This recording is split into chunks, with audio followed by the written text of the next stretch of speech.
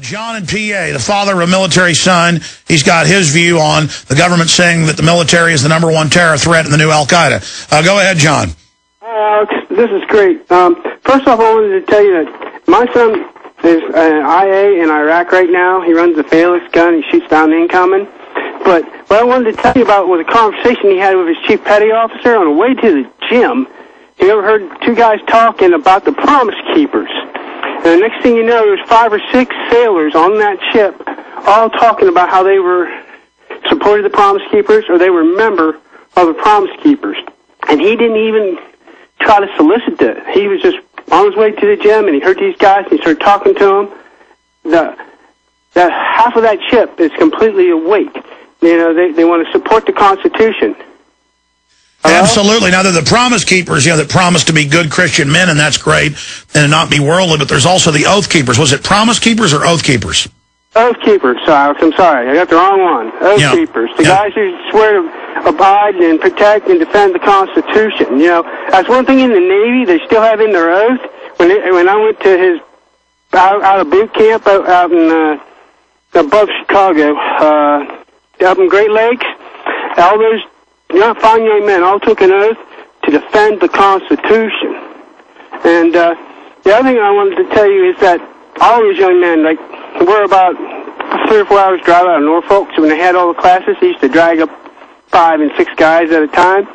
We'd open up our house to them. All of them had these great positive attitudes. My son's awake, and I show a lot of the guys come up here in game and Freedom of Fascism, all these movies. And you know what half of them said? Let it happen. We're going to fight and we're going to win.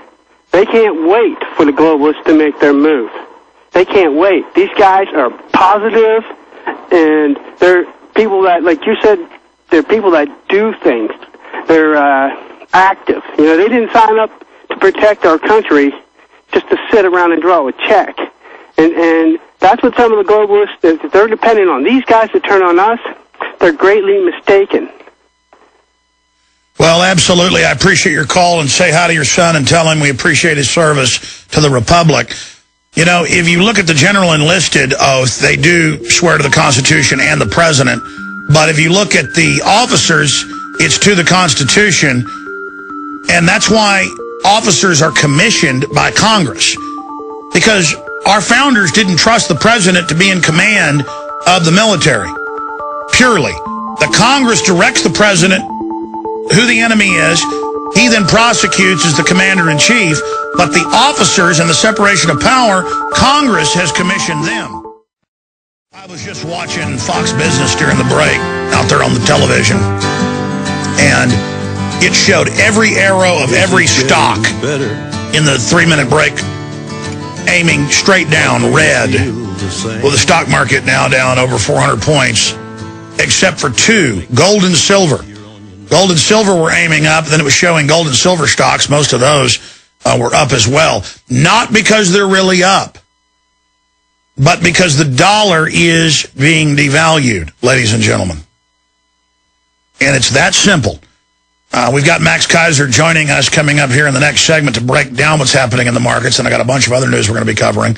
But right now, let us take another call to Raul in Florida. He's a former Marine, and he's got, I guess, a comment on the fact that Big Sis is running national TV ads. In ad after ad, the terrorists are all white. And the president and the vice president say it's the Tea Party. They're getting ready to attack us. Gee, when the Tea Party supposedly attacks, folks, is this a little obvious this is a setup? I mean, how dumb do they think we are? Your comment, Raul. Hey, Alex, how you doing? Yeah, I'm an ex-Marine. A few quick comments. Anybody that's in the service should watch the movie Beyond Treason. I don't know if you've seen it. But absolutely. Dave Von Kleiss and Joyce Riley, excellent about the DU and how they didn't take care of the troops. I sent you an email. I don't know who got it. I don't want to discuss it on air, but the ticket number is 266130. And if you read it, what I said on that email happens, I'll be calling you in the future. That's all I can say. I had someone or something that told me about 9/11 and the tsunami in Japan. And if this happens, what I said on that email, well, I'll have to contact you in the future then. Well, let me stop you. What's your Infowars.com email ticket number again? 266130. 266130? That's right. Okay, we'll pull that up right now. What do you think of the rebranding over now to basically saying anybody who doesn't like global government, you're terrorists now? Well, I think that the closer they get, obviously the people are going to be waking up faster and faster, and it drives them to make or take desperate measures, you know. So things are going to become more irrational. Things that they say now are just going to become more irrational. And people just need to open up their eyes and see how things change so quickly that maybe a year ago nobody would even mention that on TV, and now they're saying things that are just don't make sense, you know. So well, it's simple, exactly. They're the terrorist. They know we're on to them, and they're going to now say we're the terrorist, and they're also going to then pose as us as well. They're going to hit us from every angle and come out and talk bad about the New World Order and talk bad about the Federal Reserve like Newt Gingrich and Rick Perry are doing right now, but their history shows they've always served it. They're so desperate because of Ron Paul, they're trying to become him. Let's go. I'm going to bring that up to Max Kaiser, too, not just on the economy. I'm going to get his take on the awakening that's happening. Thank you so much, sir. Let's talk to a retired police officer, Jake in Chicago. Then we'll get to Barack, Justin, Joe, and others. Go ahead, Jake. You're on the air. Alex, thank you for taking my call. I appreciate it. I used to be a police officer with the sheriff's office in Chicago. And I can tell you, and I left there several years back. I'm now a doctor of metaphysics, which is a complete different deal. But the interesting thing is, when I was doing police work, we handled people in a completely different fashion, and we were always told to be mindful of the way that we dealt with minority people so that it could never be construed that we were doing anything that would be considered prejudicial. And to see this swing completely, blows my mind, and I started taking notice. Wherever I go, I notice that almost every police department in the Chicago suburbs and whatnot, they're dressing like military now. They don't dress like cops because you used to have at inspection a pressed uniform so that you put on a nice image so that when you went out into the public... Yeah, the old-fashioned peace officer. Instead, they look like Mexican paramilitary police. Exactly, and when I started seeing that, I'm like, everybody's wearing combat boots. Nobody wears a tie anymore. They wear the little, Dickie type thing underneath the shirt, like on Hill Street Blues. And I'm like, this is going military, and there's battering rams on the cars. And I'm like, we never had battering rams on the car. If we had to kick in a door, we did it the old way. We kicked in a door.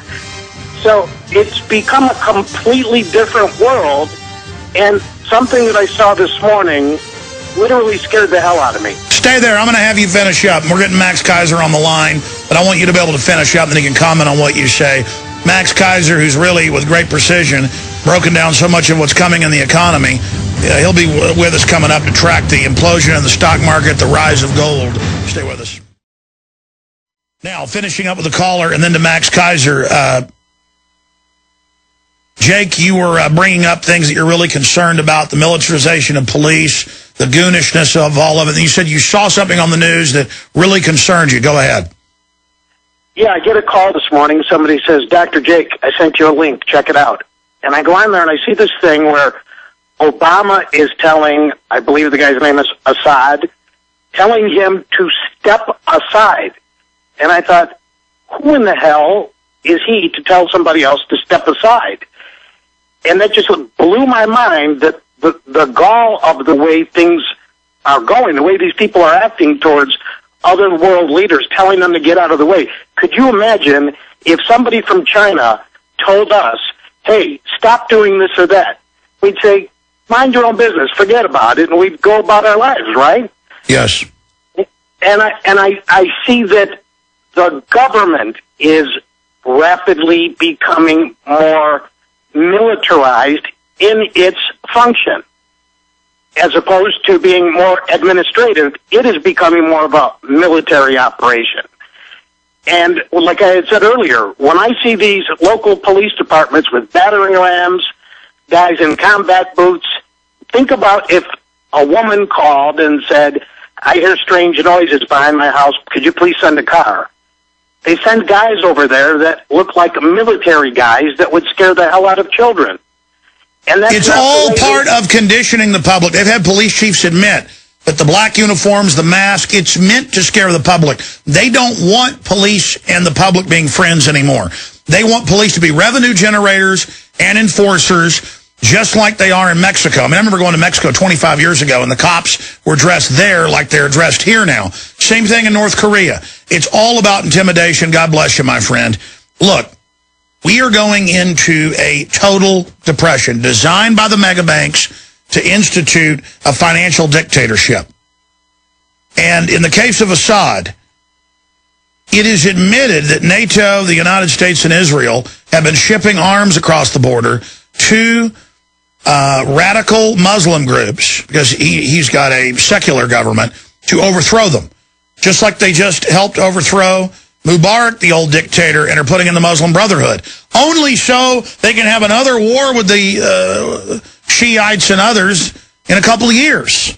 The globalists are that cold-blooded. And I'm not saying Assad's a good guy, but yes, that's why they put Obama in and gave him a peace prize. Well, so people say, well, he's the man of peace. This is not a war in Libya. It is peace. You know, I was reading, I keep saying 4 months.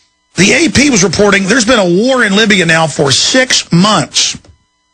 Remember Obama? War in Libya to last... In fact, guys, pull this up. Obama, headline. Conflict to last days.